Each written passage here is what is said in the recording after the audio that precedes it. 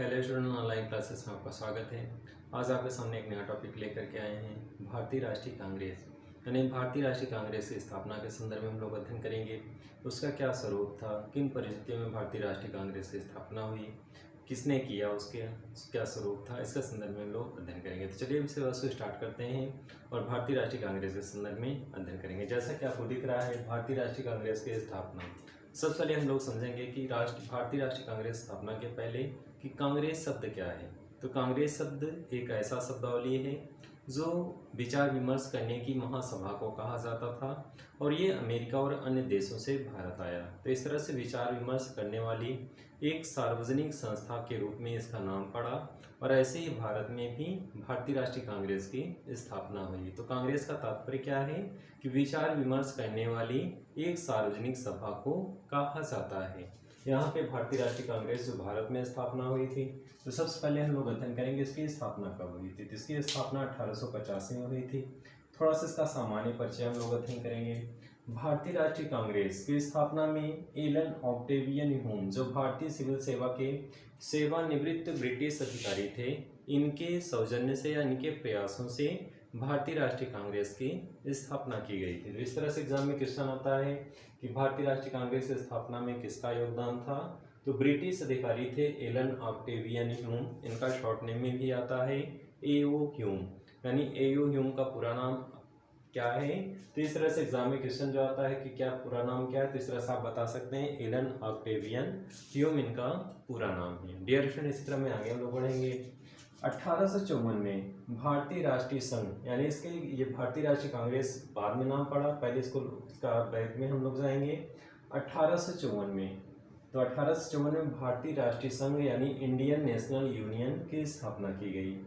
कलकत्ता, मुंबई और मद्रास का दौरा करने के उपरांत इन्होंने यह घोषणा की, इन्होंने मीन्स एलन ऑक्टेवियन ह्यूम ने घोषणा की और दिसंबर 1885 में भारतीय राष्ट्रीय संघ की एक सम्मेलन पुणे में आयोजित किया गया। तो यानी कि कहने का मतलब है कि एलन ऑक्टेवियन ह्यूम पुणे में एक सम्मेलन का आयोजन करने की घोषणा की और ये सम्मेलन पुणे में आयोजित किया जाना था। डियर फ्रेंड, इसमें एक टर्निंग पॉइंट यहाँ पे है कि भारतीय राष्ट्रीय संघ जो पुणे में आयोजित होने वाला था, लेकिन वहाँ पे फ्लैग फैल जाने के कारण ये अधिवेशन का स्थान बदल दिया गया। तो 28 दिसंबर 1885 को मुंबई में गोकुलदास तेजपाल संस्कृत महाविद्यालय में यानी ये सम्मेलन आयोजित किया गया, जो पुणे में होने वाला था, लेकिन वहाँ पे फ्लैग फैल जाने के कारण इसको वहाँ से ट्रांसफ़र करके कहाँ पे लाया गया, गोकुलदास संस्कृत तेजपाल महाविद्यालय मुंबई में। डेट बहुत सरल तरीके से हम लोग समझेंगे।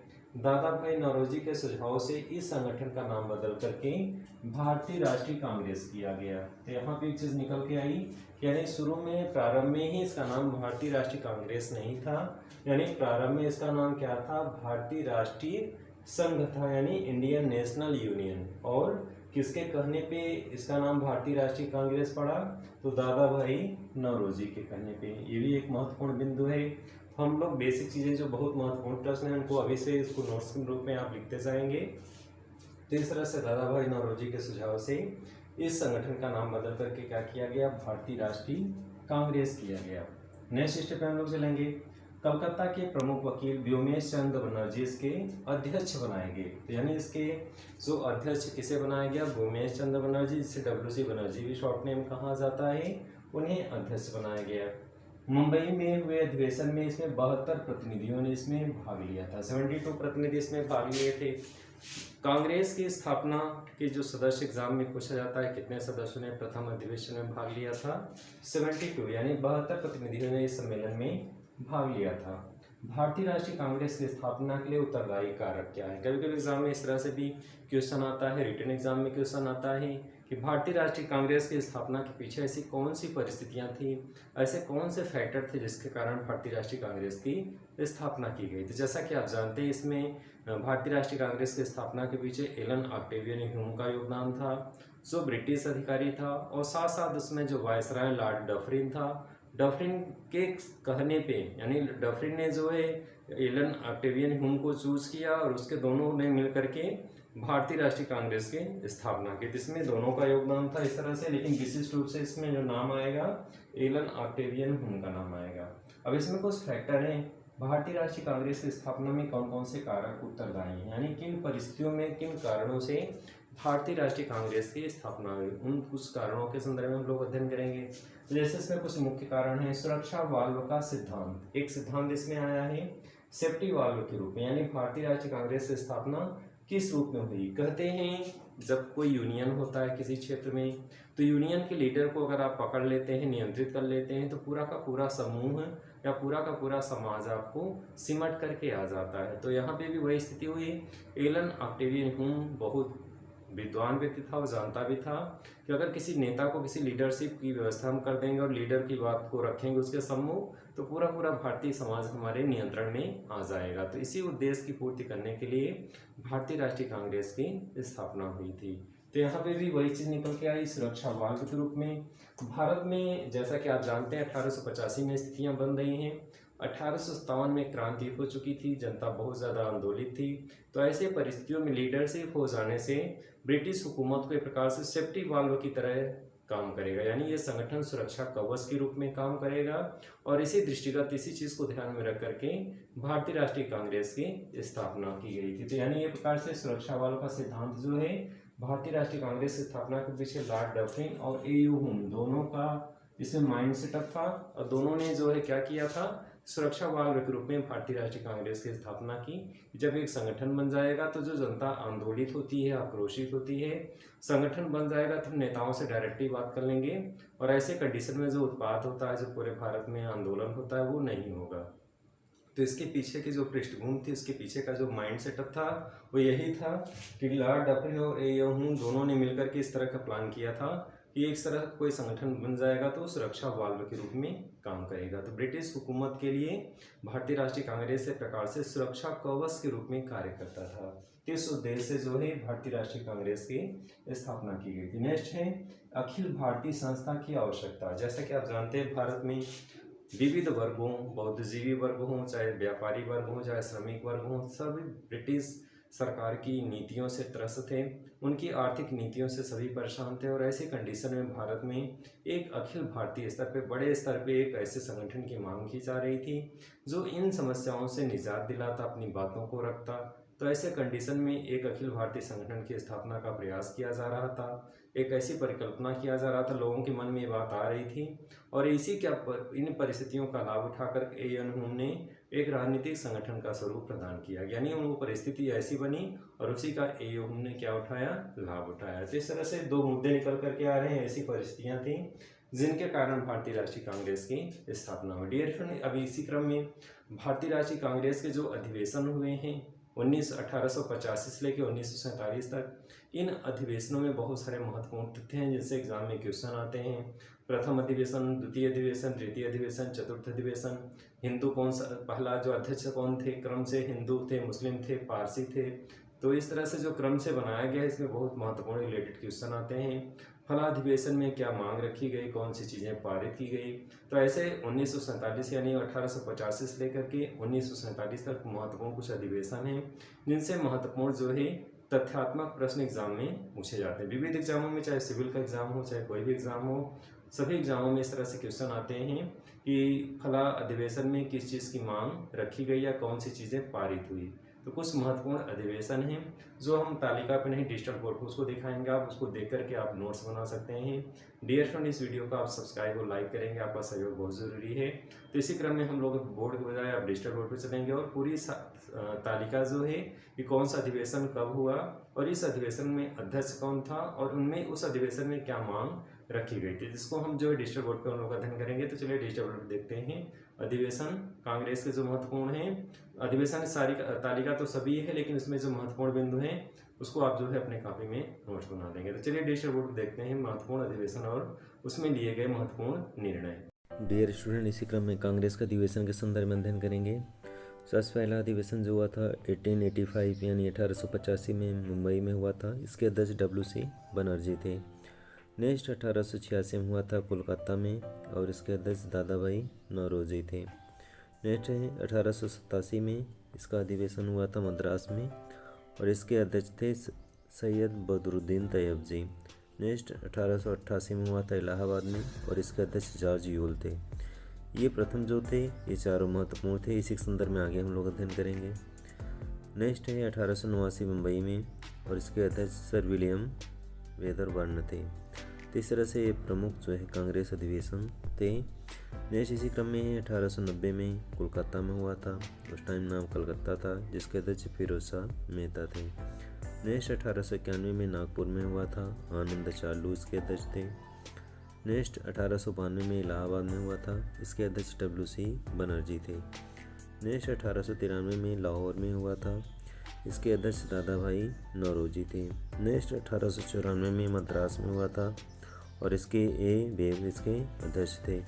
नेक्स्ट 1895 में हुआ था पूना में, और इसके अध्यक्ष सुरेंद्रनाथ बनर्जी थे। नेक्स्ट 1896, ये सबसे महत्वपूर्ण है, कलकत्ता में हुआ था एम रहीमतुल्ला के अध्यक्षता में, और पहली बार वंदे मातरम गीत गाया गया था यहाँ पे। ये सबसे महत्वपूर्ण है। नेक्स्ट 1898 में मद्रास में हुआ था। आनंद मोहन बोस इसके अध्यक्ष थे। नेक्स्ट 1899 में लखनऊ में हुआ था। रमेश चंद्र बोस इसके अध्यक्ष थे। इसी क्रम में 1900 में लाहौर में हुआ था। NG चंदूरकर इसके अध्यक्ष थे। नेक्स्ट 1901 में कलकत्ता में हुआ था। E दिशा वाचा इसके अध्यक्ष थे। नेक्स्ट 1902 में अहमदाबाद में हुआ था, और इसके अध्यक्ष सुरेंद्रनाथ बनर्जी थे। नेक्स्ट 1903 में मद्रास में हुआ था। लाल मोहन बोस इसके अध्यक्ष थे। नेक्स्ट 1904 में मुंबई में हुआ था। सर हेनरी कॉटन इसके अध्यक्ष थे। डियर फ्रेंड, इस तरह से ये प्रमुख जो है अधिवेशन थे। नेक्स्ट इसी क्रम में 1905 में बनारस में हुआ था। गोपाल कृष्ण गोखले इसके अध्यक्ष थे। इन्हें गांधी जी का गुरु के नाम से भी जाना जाता है। ये भी महत्वपूर्ण क्वेश्चन एग्जाम में आता है। गांधी जी के गुरु कौन थे? गोपाल कृष्ण गोखले। नेक्स्ट 1906 में कलकत्ता में हुआ था। दादा भाई नौरोजी इसके अध्यक्ष थे। और यहाँ पे एक महत्वपूर्ण बिंदु आ रहा है, स्वराज शब्द का प्रथम बार प्रयोग इस अध्यक्ष के द्वारा किया गया था, तो ये भी महत्वपूर्ण बिंदु है। नेक्स्ट 1907 में सूरत में हुआ था, रास बिहारी बोस की अध्यक्षता में। ये सबसे महत्वपूर्ण है। कांग्रेस विभाजन एवं सत्र की समाप्ति, तो यहाँ पे कांग्रेस का जो विभाजन हुआ था 1907 में हुआ था, और इसके उस समय अध्यक्षता कौन कर रहे थे? रास बिहारी बोस। तो कांग्रेस का विभाजन सबसे महत्वपूर्ण क्वेश्चन एग्जाम में आता है, और अध्यक्षता पूछता है कौन अध्यक्ष थे? रास बिहारी घोष इसके अध्यक्ष थे। नेक्स्ट 1908 में मद्रास में हुआ था, और यहाँ पे भी रास बिहारी घोष इसके अध्यक्ष थे। इसी क्रम में आगे हम लोग बढ़ते हैं।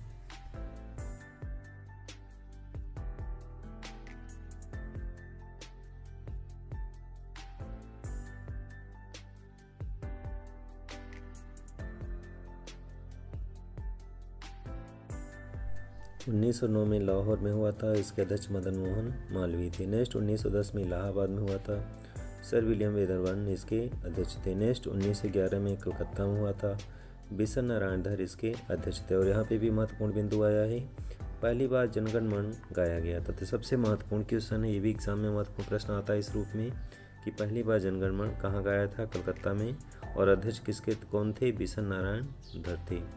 1912 पटना RN मुदालकर। 1913 में कराची में सैयद मोहम्मद बहादुर। 1914 में मद्रास में भूपेंद्र नाथ बोस, और 1915 मुंबई में सर SP सिन्हा अध्यक्ष थे। तो इस तरह से महत्वपूर्ण अधिवेशन थे। नेक्स्ट 1916 सबसे ज़्यादा इम्पोर्टेंट, लखनऊ में हुआ था, और यहाँ पे कांग्रेस का विलय हुआ था। अध्यक्ष कौन थे? AG मजूमदार। कांग्रेस का मुस्लिम लीग के साथ समझौता हुआ था। नेक्स्ट 1917 में कलकत्ता में हुआ था, और श्रीमती एनी बेसेंट इसकी अध्यक्ष थी। यहाँ पे भी महत्वपूर्ण बिंदु आ रहा है कि एग्जाम में क्वेश्चन आता है, प्रथम महिला अध्यक्ष जो कांग्रेस अधिवेशन की अध्यक्ष बनी तो कौन थी? कांग्रेस अधिवेशन अध्यक्ष प्रथम महिला श्रीमती एनी बेसेंट। तो यहाँ पे एनी बेसेंट थी, और ये आयरलैंड की थी। 1918 में मुंबई में सैयद हसन इमाम हुआ था, इनके अध्यक्षता किए थे। 1918 में दिल्ली में मदन मोहन मालवीय किए थे। और यहाँ पे भी महत्वपूर्ण बिंदु आ रहा है कि नरम दल वालों जैसे MN बनर्जी का त्यागपत्र हुआ था इस टाइम। नेक्स्ट 1919 में अमृतसर में हुआ था, पंडित मोतीलाल नेहरू इसके अध्यक्ष थे। नेक्स्ट 1920 में नागपुर में हुआ था, और वीर राघवाचारी इसके अध्यक्ष थे। और कांग्रेस के संविधान में परिवर्तन हुआ था। नेक्स्ट 1921 में अहमदाबाद में हकीम अजलम खान कार्यकारी अध्यक्ष के रूप में कार्य किए थे, और अध्यक्ष CR दास जेल में थे, कैद थे। नेक्स्ट है 1922 में गया में हुआ था, चित्तरंजन दास इसके अध्यक्ष थे और स्वराज पार्टी का गठन हुआ था। जहाँ जहाँ महत्वपूर्ण बिंदु है कॉलम में लिखा गया है। स्वराज पार्टी का गठन किया गया था 1922 में। नेक्स्ट 1923 में दिल्ली में अब्दुल कलाम आज़ाद इसके अध्यक्ष थे, सबसे कम उम्र के अध्यक्ष। नेक्स्ट 1923 में कोलकाता में हुआ, कोकोनाडा में हुआ था और मौलाना मोहम्मद अली इसके अध्यक्ष थे। नेक्स्ट 1924 में बेलगांव में हुआ था और महात्मा गांधी इसके अध्यक्ष थे। ये कर्नाटक में पड़ता है और महात्मा गांधी इस तरह से एक ही बार अध्यक्ष हुए। नेक्स्ट 1925 में कानपुर में श्रीमती सरोजिनी नायडू इसकी अध्यक्ष थी, प्रथम भारतीय महिला। डियर स्टूडेंट, कन्फ्यूजन नहीं होना चाहिए, अगर प्रथम भारतीय महिला पूछेगा तब श्रीमती सरोजिनी नायडू। नेक्स्ट है 1926 में गुवाहाटी में श्रीनिवास अयंगर इसके अध्यक्ष थे। नेक्स्ट 1927 में मद्रास में हुआ था और इसके अध्यक्ष MM अंसारी थे। जवाहरलाल नेहरू के आग्रह पर पहली बार स्वतंत्रता प्रस्ताव पारित हुआ था। तो ये सबसे महत्वपूर्ण, बहुत ही महत्वपूर्ण बिंदु थे कांग्रेस अधिवेशन के। जहाँ पे भी महत्वपूर्ण अधिवेशन के जो निर्णय लिए गए, जो महत्वपूर्ण चीज़ें हैं, वो आपके प्रथम भारतीय या इस कॉलम में दर्ज किया गया है, उसका उल्लेख किया गया है, जिसके आधार पर आप उनको लर्न रख सकते हैं और नोट्स बना सकते हैं। डियर स्टूडेंट, इसी क्रम में आगे हम लोग बढ़ेंगे और देखते हैं कौन कौन से महत्वपूर्ण अधिवेशन और हैं। 1928 में कलकत्ता में हुआ था, मोतीलाल नेहरू इसके अध्यक्ष थे, प्रथम अखिल भारतीय युवा कांग्रेस के अध्यक्ष हुए। नेक्स्ट 1929 में लाहौर में हुआ था, सबसे ज़्यादा महत्वपूर्ण ये है, जवाहरलाल नेहरू इसके अध्यक्ष थे और पूर्ण स्वराज की मांग का प्रस्ताव पारित किया गया था। तो ये भी महत्वपूर्ण प्रश्न आता है एग्जाम में, पूर्ण स्वराज का प्रस्ताव कब पारित किया गया और किस अधिवेशन में, तो लाहौर में और जवाहरलाल नेहरू की अध्यक्षता में। नेक्स्ट 1930 में हुआ था, पंडित जवाहरलाल नेहरू इसके अध्यक्ष बने रहे। नेक्स्ट 1931 में कराची में हुआ था, वल्लभ भाई पटेल इसके अध्यक्ष थे। मूल अधिकारों तथा राष्ट्रीय आर्थिक नीति प्रस्ताव पारित हुआ। 1932 में दिल्ली में हुआ था, RD अमृतलाल इसके अध्यक्ष थे। नेक्स्ट 1933 में कोलकाता में हुआ था, नलिनी सेन गुप्ता इसकी अध्यक्ष थे, ये भी एक महिला थी। कुल टोटल 3 महिलाएं अध्यक्ष बनी कांग्रेस अधिवेशन की, ये आपको लर्न रखना है, वेरी इंपॉर्टेंट है कि कांग्रेस अधिवेशन में कितनी महिलाएं अध्यक्ष बनी। तो ये महत्वपूर्ण तीनों बिंदु है, आगे चल के भी हम लोग अध्ययन करेंगे। नेक्स्ट 1934 में हुआ था, मुंबई में राजेंद्र प्रसाद इसके अध्यक्ष थे। नेक्स्ट 1935 में अधिवेशन हुआ, नहीं हुआ और राजेंद्र अध्यक्ष इसके बने रहे। नेक्स्ट 1936 में लखनऊ में हुआ था और जवाहरलाल नेहरू इसके अध्यक्ष थे। नेक्स्ट 1937 में फैजपुर में हुआ था, जवाहरलाल नेहरू इसके अध्यक्ष थे। तो पहली बार गांव में सत्र हुआ, ये भी एक महत्वपूर्ण बिंदु है। नेक्स्ट 1938 में हरिपुरा में हुआ और सुभाष चंद्र बोस इसके अध्यक्ष थे। डियर स्टूडेंट, ये महत्वपूर्ण अधिवेशन थे। इन महत्वपूर्ण अधिवेशन में कौन से क्या निर्णय लिए गए, किसमें विशेष क्या खासियत रही, क्या बातें रहीं, कुछ महत्वपूर्ण बिंदु इसमें निकल करके आए, वे अंतिम कॉलम में आपका दर्ज किया गया है, उसका आपको लर्न रखेंगे। अंतिम कॉलम में जो भी चीज़ें दी गई हैं वो बहुत ही महत्वपूर्ण है, वेरी इंपॉर्टेंट है, उनको आपको लर्न रखना है। इसी क्रम में 1939 में त्रिपुरा में हुआ था, सुभाष चंद्र बोस इसके अध्यक्ष थे। नेक्स्ट है 1940 में रामगढ़ में और 1941-45 में अधिवेशन नहीं हुए। नेक्स्ट 1946 में मेरठ में हुआ था, JP कृपलानी इसके अध्यक्ष थे। नेक्स्ट 1947 में दिल्ली में हुआ था और इसके अध्यक्ष राजेंद्र प्रसाद थे। तो डियर फ्रेंड्स, ये महत्वपूर्ण अधिवेशन थे जिनके क्रम में आपने अध्ययन किया। इसी क्रम में आगे हम लोग बढ़ेंगे। इसमें महत्वपूर्ण बिंदु है, 3 महिलाओं को अवसर मिला कांग्रेस अधिवेशन का अध्यक्ष बनने का। तो इसमें आप देख चुके हैं किस तरह से आज़ादी के पूर्व जो कांग्रेस अधिवेशन हुए, इसमें से 3 महिलाओं ने को अवसर मिला कांग्रेस अध्यक्ष बनने का। तो ये भी एक नोट्स आप बनाएंगे, बहुत ही महत्वपूर्ण बिंदु है कि कौन सी 3 महिलाएं थी जिनको कांग्रेस अधिवेशन का अध्यक्ष बनाया गया। तो इस तरह से इसको आप लर्न रखेंगे और इसको लर्न रखने के पश्चात यहाँ सबसे महत्वपूर्ण बिंदु जो निकल के आया कि इसमें 3 महिलाओं का अवसर मिला, वे कौन कौन से थी। तो पहली एनी बेसेंट थी, 1917 में जो अध्यक्षता की थी, कलकत्ता में अधिवेशन हुआ था। तो कभी कभी एग्जाम में इस तरह से क्वेश्चन आता है कि प्रथम महिला कांग्रेस अधिवेशन की अध्यक्ष कौन थी, तो एनी बेसेंट। लेकिन अगर क्वेश्चन आता है कि प्रथम भारतीय महिला, तब आप जो है सरोजिनी नायडू का नाम लेंगे। तो प्रथम एनी बेसेंट थी, 1917 कलकत्ता में हुआ था और इस तरह से 1925 में कानपुर में हुआ था जो सरोजिनी नायडू थी। और नेक्स्ट है 1933 में नलिनी सेन गुप्ता। तो प्रथम भारतीय पूछेगा तो सरोजिनी नायडू हुई और प्रथम भारतीय महिला के पास अगर अलावा डायरेक्टली पूछता है कि प्रथम महिला कौन थी, तो एनी बेसेंट 1917 कांग्रेस अधिवेशन की अध्यक्ष बनी थी। नेक्स्ट है 1920 में वार्षिक अधिवेशन हुआ था नागपुर, जिसके अध्यक्ष वीर राघवाचारी थे और असहयोग आंदोलन प्रस्ताव यहीं पारित हुआ था। तो जैसा कि आप जानते हैं, जो अधिवेशन होते थे वार्षिक होते थे, वर्ष में एक बार होते थे। तो 1920 में वार्षिक अधिवेशन नागपुर में हुआ था और इसके अध्यक्ष कौन थे? वीर राघवाचारी। ये वार्षिक अधिवेशन था। एग्जाम में क्वेश्चन आता है क्योंकि 1920 में 2 बार अधिवेशन हुआ था, एक वार्षिक हुआ था, एक मध्य में बुलाया गया था।